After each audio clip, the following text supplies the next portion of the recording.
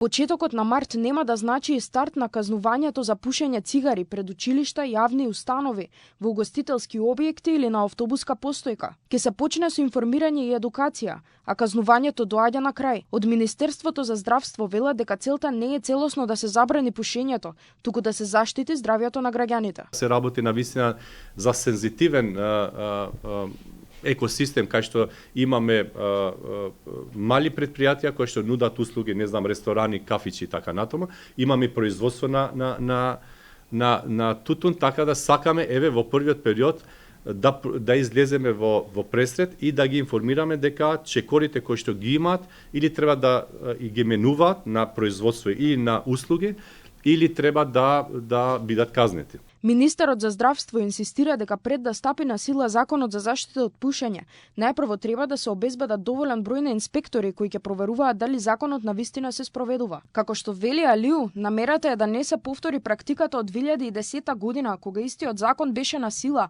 а сепак никој не го почитуваше. Ако ние почнуваме со казне, ќе ни се случи дека заради капацитетите на луѓето што ги имаме, а тие се лимитирани, ќе ни се случи дека нема да имат време да одат од една во друга институција и за жал ние имавме таков сценарио каде што не се пушеше во Скопје, ама се пушеше, не знам, 20 километри надвор од Скопје или 15 километри. Навистина не сакам да се доведеме до таква ситуација.